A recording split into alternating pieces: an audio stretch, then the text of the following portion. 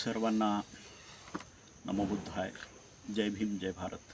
मित्रांनो, या देशामध्ये जर संसदीय लोकशाही जिवंत ठेवायची असेल, संसदीय लोकशाहीचं संगोपन करायचं असेल आणि स्वतः सवे या मानव जातीचं कल्याण करायचं असेल तर पॅन्थरची नाही, डॉक्टर बाबासाहेब आंबेडकरांनी निर्माण केलेल्या रिपब्लिकन चळवळीची गरज आहे.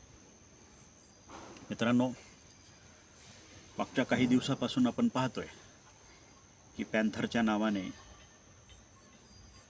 उद्ध्वस्त झालेली समाजव्यवस्था, संपुष्टात गेलेल्या चळवळी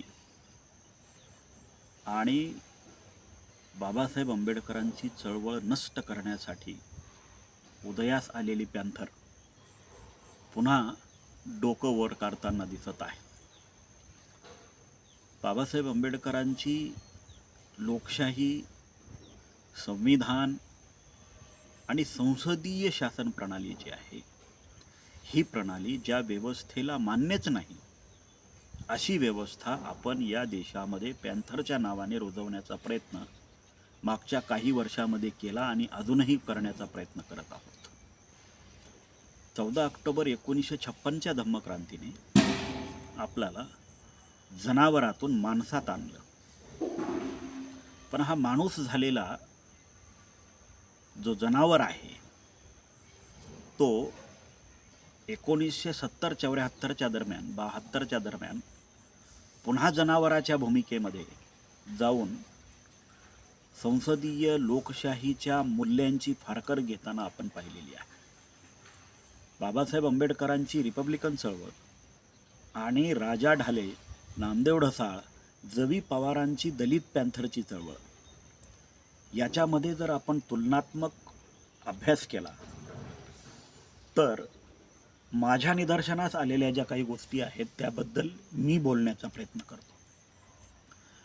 रिपब्लिकन चळवळीचं बाबासाहेब आंबेडकरांनी निर्माण केलेलं जे कॉन्स्टिट्यूशनल ग्राउंड आहे, हे ग्राउंड नष्ट करण्यासाठी ज्या कम्युनिस्टांना बाबासाहेब आंबेडकरांनी रंगूनच्या धम्म परिषदेमध्येच नाकारलं होतं, बुद्धाशिवाय जगाला पर्याय नाही असं सांगणारे बाबासाहेब आंबेडकर आणि कम्युनिस्टांचा पॅन्थर भारतात घेऊन येणारे बाबासाहेबांचे अनुयायी,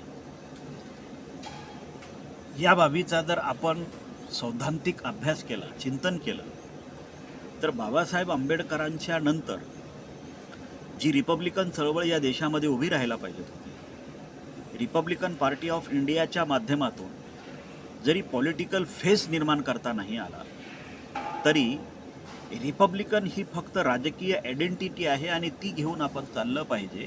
यापुरतं तिला मर्यादित न ठेवता रिपब्लिकन ही एक सामाजिक जीवन प्रणाली सुद्धा आहे. यावर बरेच लोक बोलताना दिसत नाहीत. भारताच्या संविधानाचा जो बेसिक ढाचा आहे हा रिपब्लिक आहे. भारत हा नुसता हा देश नाही किंवा इथं फक्त डेमोक्रेसी नाही, तर इथली लोकशाही ही रिपब्लिकन लोकशाही आहे, प्रजासत्ताक लोकशाही आहे. प्रजेची इथली जी सत्ता आहे ही फक्त एकाने जावे आणि दुसऱ्याने वंश परंपरेने यावे अशी नाही, तर ती बॅलेटच्या माध्यमातून, व्होटच्या माध्यमातून उदयास आलेली लोकशाही आहे. तिला आपण प्रजासत्ताक लोकशाही म्हणतो. या लोकशाहीचं संगोपन करण्यासाठी, या लोकशाहीला या देशामध्ये यशस्वी करण्यासाठी बाबासाहेब आंबेडकरांनी बुद्धासोबतच रिपब्लिकन चळवळीला पॉलिटिकली भारतामध्ये प्रेझेंट केलं होतं. पण ही रिपब्लिकन चळवळ या देशातल्या प्रत्येक माणसाची चळवळ न होता ती एका जातीची चळवळ बनवण्यासाठी पॅन्थर, दलित पॅन्थरचा उदय झाला, बामसेपचा उदय झाला. त्यातून बामसेप आणि दलित पॅन्थर यांच्या ह्या चुकीच्या धोरणामुळे बाबासाहेब आंबेडकरांची जी मूळ रिपब्लिकन चळवळ होती ती पूर्णपणे लयास गेली आणि पॅन्थरच्या माध्यमातून माणसातली जनावरं माणसांमध्येच फिरायला लागली. ज्या समाजाला बाबासाहेब आंबेडकरांनी संसद दाखवली होती आणि त्यांनी सांगितलं होतं की जा तुमच्या घराच्या भिंतीवर लिहून ठेवा की तुम्हाला या देशाची शासनकर्ती जमात बनायची आहे. पण तो समाज या देशाच्या संसदेमध्ये न जाता, या देशाची शासनकर्ती जमात बनण्याचा प्रयत्न न करता, तो समाज रस्त्यावरच बोंबलत फिरायला लागला, दारूच्या नशेमध्ये गुंजायला लागला, छोटे मोठे काहीतरी प्रोजेक्ट उभे करायचे, प्रकल्प स्टंट करायचे आणि त्यातून समाजाचं सहानुभूती मिळवून तिथल्या तिथेच लोकांना खेळवत राहायचं. यामुळे बाबासाहेब आंबेडकरांनी आपल्याला जे कॉन्स्टिट्यूशनल रिप्रेझेंटेटिव्ह दिलं होतं, प्रतिनिधित्व दिलं होतं, त्याच्याकडे कोणाचंही लक्ष गेलं नाही. 14 वर्ष बाबासाहेब आंबेडकरांचं एका मराठवाडा विद्यापीठाला नाव देण्यासाठी घालवलं नाही ही पॅन्थर, आणि त्याला त्या 14 वर्षालाच हे लोक सुवर्ण काळ म्हणून ओळखतात. असं कुठला फार मोठा यांनी तीर मारला की त्या एका मराठवाडा विद्यापीठाला बाबासाहेब आंबेडकरांचं नाव देण्यासाठी 14 वर्ष 3 पिढ्या यांनी उद्ध्वस्त केल्या. 14 वर्ष 3 पिढ्याच उद्ध्वस्त नाही केल्या तर समोरच्या 5 पिढ्या सुद्धा उद्ध्वस्त केल्या. लाखो लोकांची घरं दारं संसार उद्ध्वस्त करून टाकले.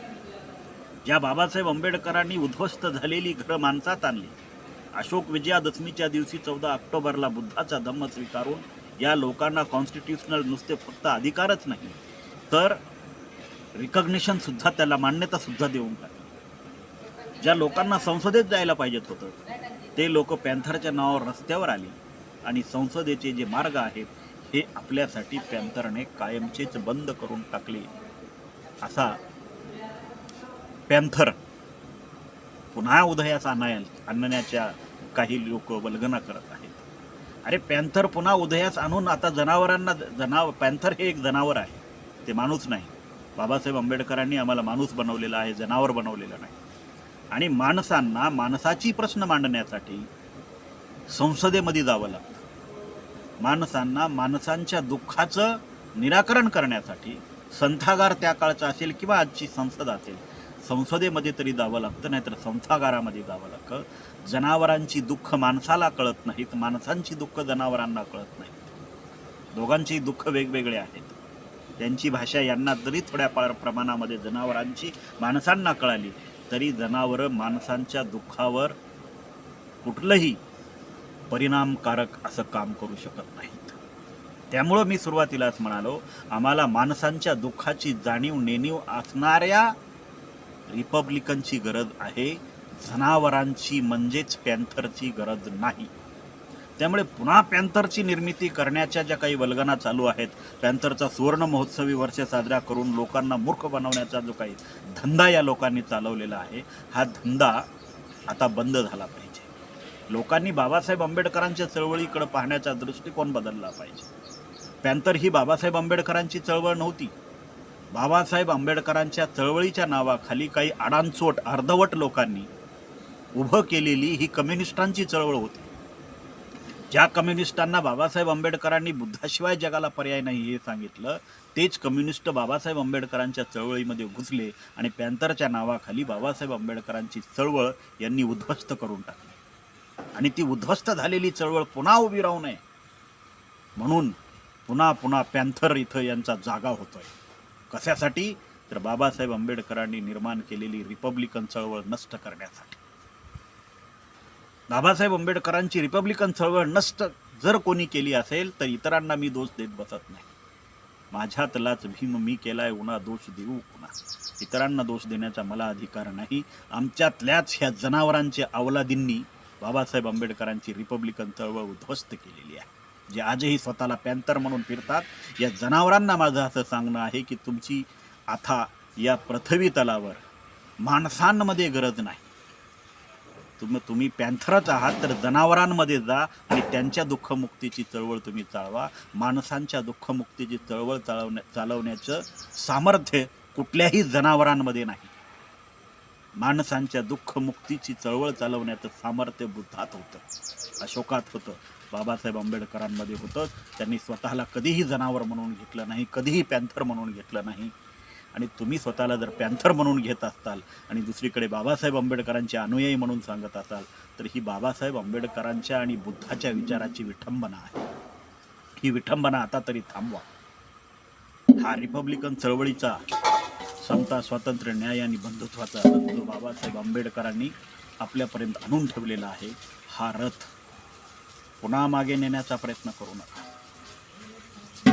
मागच्या 40 वर्षामध्ये दलित पॅन्थरनी आमच्या मनामध्ये बाबासाहेब आंबेडकरांनी निर्माण केलेली जी संविधानिक संसदीय लोकशाहीची नीतिमूल्य होती, ही संसदीय लोकशाहीची नीतिमूल्य पॅन्थरच्या चळवळीने मारून टाकलेली आहेत.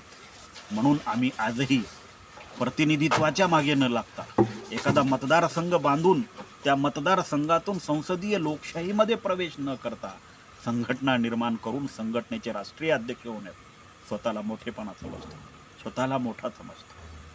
तू कुठल्या पक्षाचा राष्ट्रीय अध्यक्ष आहे याच्यावरून तुझ्या समाजाची प्रश्न सुटत नाहीत, तर तू किती लोकांचा प्रतिनिधी आहे आणि पार्लमेंटमध्ये तू आहे का किंवा विधिमंडळामध्ये तू आहे का यावरून तुझ्या लोकांची प्रश्न सुटत असतात. मी पॅन्थर आहे म्हणून निळ्या दस्त्या टाकून डोळ्याला फुकटचा 20 रुपयाचा चष्मा लावून कोणाला पॅन्थर होता येत नाही आणि असे पॅन्थर आमचं कल्याण करू शकत नाहीत. आमचं कल्याण करण्याचं सामर्थ्य जर बाबासाहेब आंबेडकर आणि बुद्धाच्या चळवळीमध्ये असेल तर आम्हाला मार्क्सच्या पॅन्थरची गरज नाही. हा मार्क्सचा जो पॅन्थर आहे, या पॅन्थरला तुम्हाला मी काही गुणदोष यांच्यातले सांगतो की यांना स्टेट ही जी काही संकल्पना बाबासाहेब आंबेडकरांनी घटनेच्या रूपातून मांडलेली आहे, ही राज्य ही संकल्पना ह्या पॅन्थरवाद्यांना मान्यच नाही. त्याच्यामुळे राज्याच्या विधानमंडळामध्ये असेल किंवा केंद्राच्या विधानमंडळामध्ये असेल जाण्यासाठी हे लोक प्रयत्न करत नाहीत किंवा स्वतःचा एखादा असा मतदारसंघ तयार करून तिथून आपण आपलं रिप्रेझेंटेशन पार्लमेंटमध्ये किंवा विधानमंडळामध्ये नेलं पाहिजे अशी भावना, मेंटॅलिटी यांच्यामध्ये नसते. यांच्यात फक्त एवढीच मेंटॅलिटी असते की सरकारच्या विरोधात कसं उभं राहायचं. सरकारच्या विरोधामध्ये याचा अर्थ राज्य ही जी काही व्यवस्था आहे ही यांना मान्यच नाही. त्याच्यामुळं आपल्याला राज्यव्यवस्था मान्य असणारे, राज्यव्यवस्थेमध्ये जाऊन आपले प्रश्न मांडणारे रिपब्लिकन्स या देशाच्या संसदेमध्ये आणि विधानसभेमध्ये पाठवणं काळाची गरज आहे.